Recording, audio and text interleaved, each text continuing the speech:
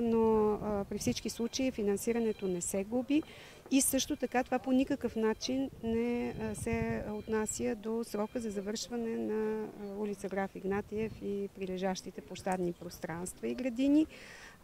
Срока е до края на месец май, така че ако изпълнителя не завърши в срок този етап, съответно си подлежи на всички санкции, които са заложени в договора. Това е за графика да се завърши за Шишман и за 6 септември.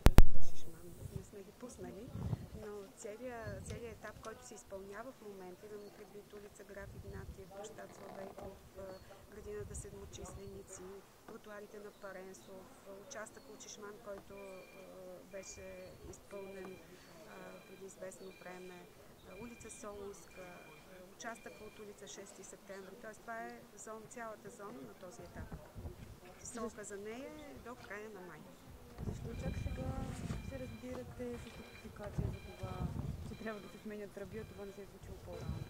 Аз мисля, че обясних, но може би господин Батков ще ви каже малко по-подробно.